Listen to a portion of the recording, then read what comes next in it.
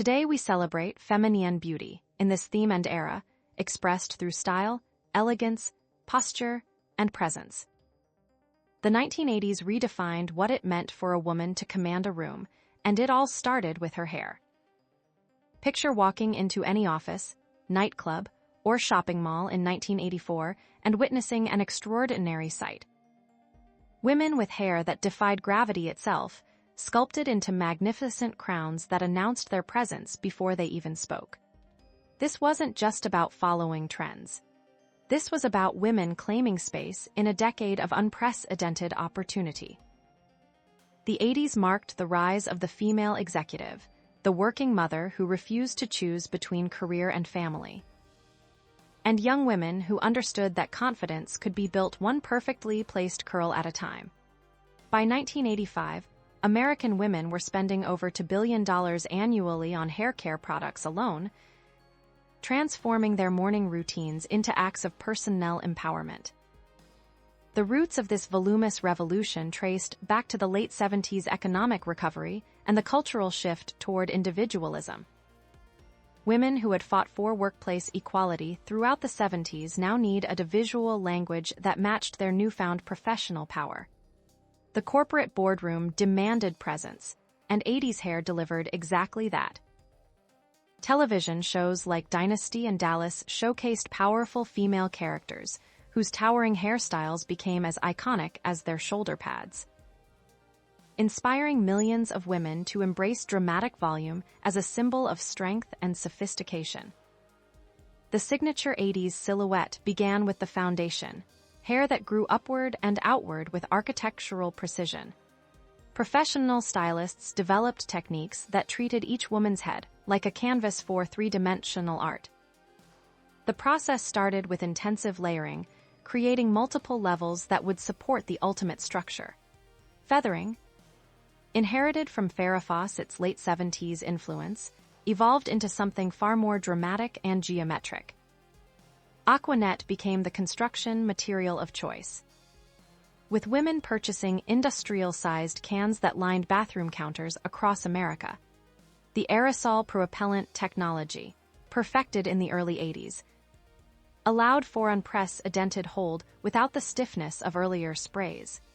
Smart women learned to work in sections, spraying each layer before building the next, creating foundations that could withstand 8-hour workdays and evening social events.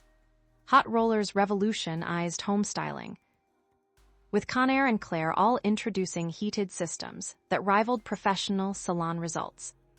Women would wake 30 minutes earlier each morning, methodically wrapping sections around different-sized barrels. The largest rollers went at the crown for maximum lift, while smaller ones created defined curls at the temples and neckline. Steam rollers, introduced in 1982, added moisture that prevented damage while enhancing curl longevity. The color palette embraced both natural and bold choices. Sun-in became a cultural phenomenon, allowing women to achieve highlighted effects at home during summer months. Meanwhile, professional colorists experimented with chunky highlights and lowlights that added dimension to the voluminous styles. Blonde became particularly popular among professional women, with shades ranging from honey to platinum, creating striking contrasts against the decade's power suits. Accessories played crucial supporting roles in the 80s hair drama. Headbands, often made of metallic or tortoiseshell materials, were positioned strategically to hold face-framing layers while adding glamorous focal points. Hair clips with geometric designs secured side sections, while decorative combs created elegant, finishing touches for evening looks. The scrunchie, invented in 1987, offered a softer alternative for casual moments while maintaining the era's emphasis on substantial hair accessories. Professional salons adapted their techniques to meet the demand for dramatic volume, with stylists training specifically in 80s methods. The blow-dry process became an art form involving round brushes, diffusers, and precise sectioning patterns. Crimping irons, introduced mid-decade, created textured zigzag patterns that added even more dimension and body to already voluminous styles.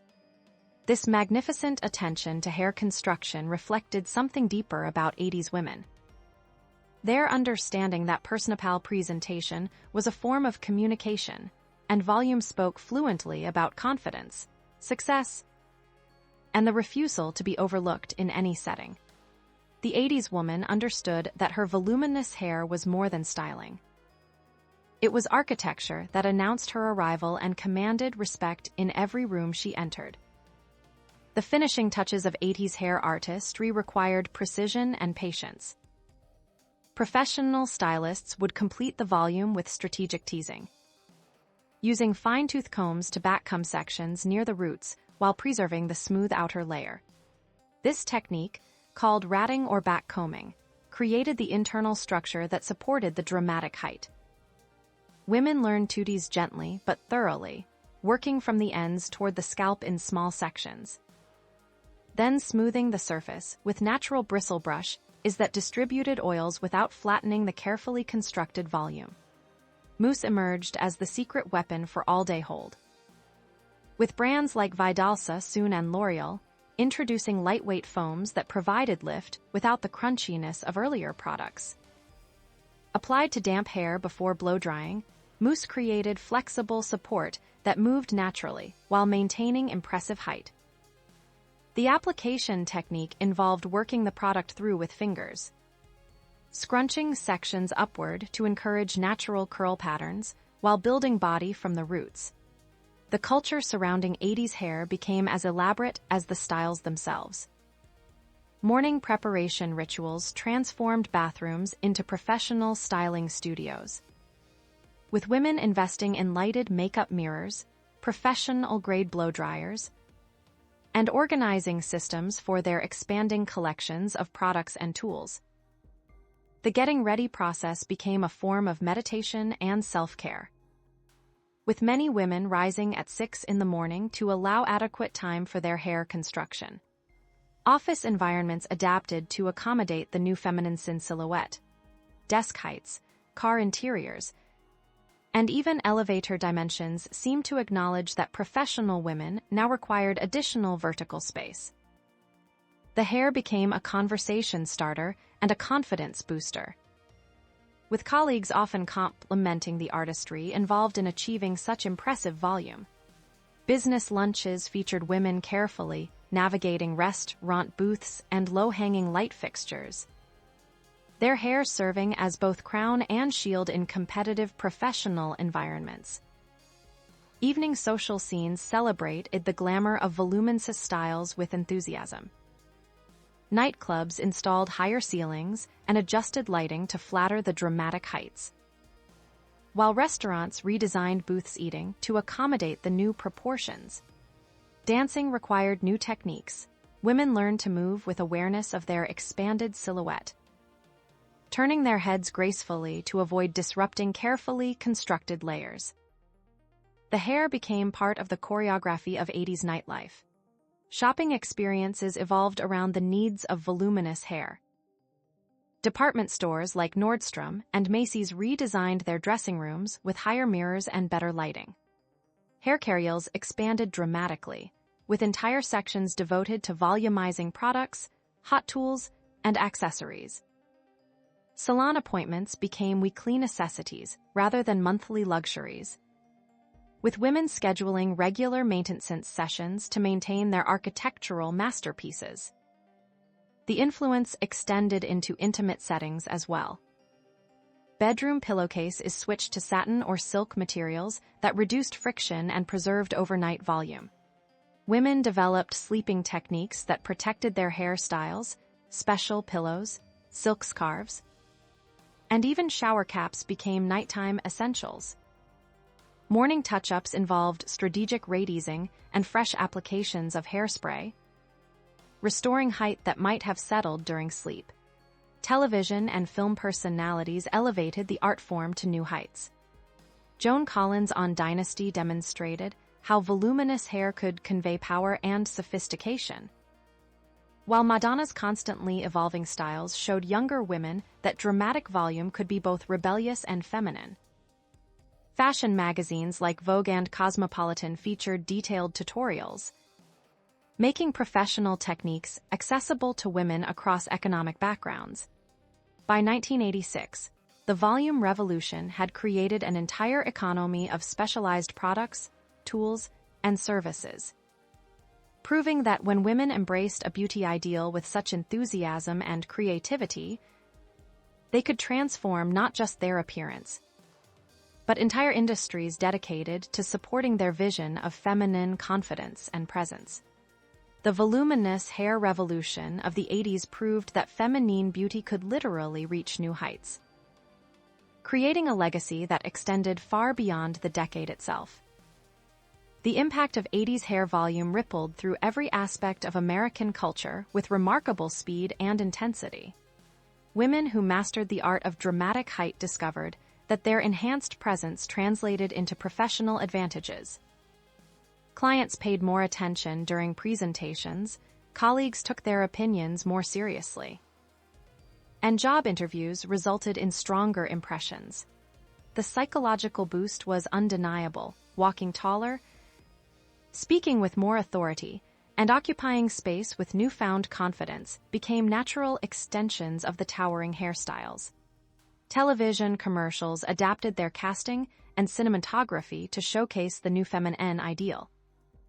Advertisers recognized that women with impressive volume appeared more successful, more desirable, and more memorable on screen.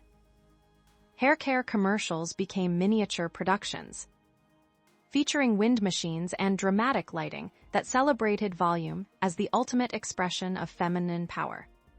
The famous Faberge Organics commercial, where women dramatically tossed their voluminous locks, became a cultural touchstone that defined beauty standards for the entire decade. Fashion magazines revolutionized their photography techniques to complement the architectural hairstyles.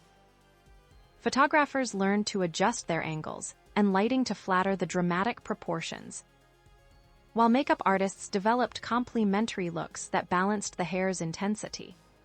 Cover models became known as much for their impressive volume as their facial features, with names like Christy Brinkley and Cindy Crawford representing the perfect marriage of natural beauty and constructed glamour.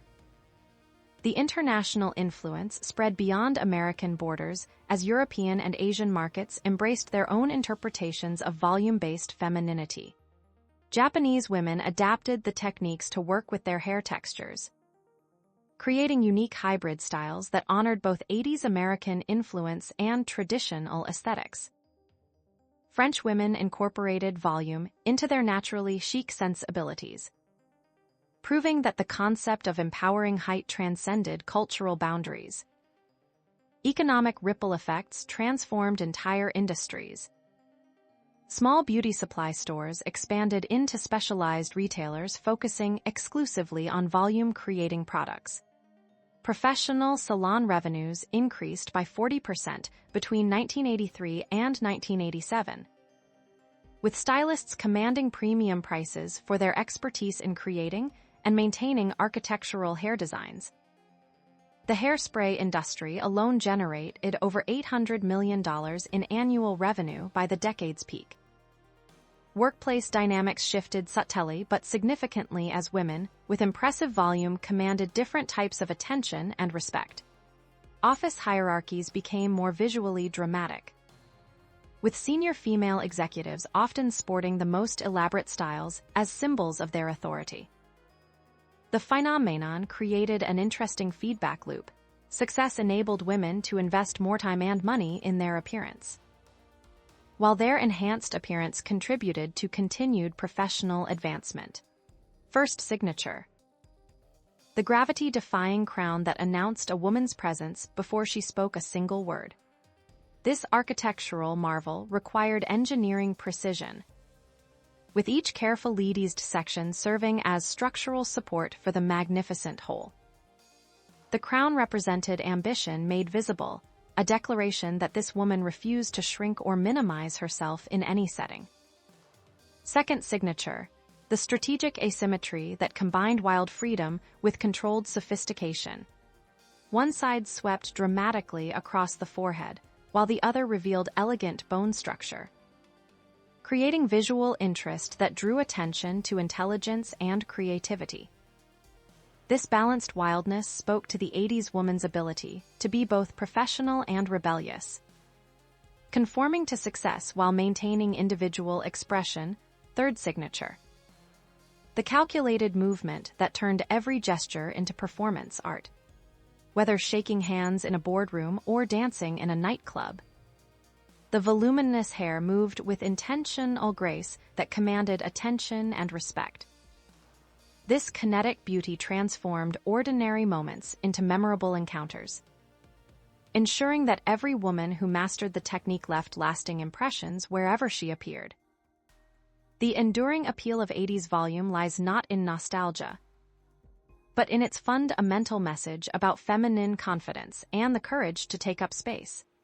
Modern women still draw inspiration from this era's bold approach to beauty, understanding that sometimes the most powerful statement a woman can make is refusing to apologize for her presence. The techniques may evolve and the products may improve, but the underlying principle remains timelessly relevant. When women embrace their beauty with confidence and creativity, they don't just change how they look. They change how the world sees feminine power itself. The next chapter of beauty history continues to build upon this foundation of fearless self-expression, proving that the greatest innovations often come from women who dare to reach higher than anyone thought possible.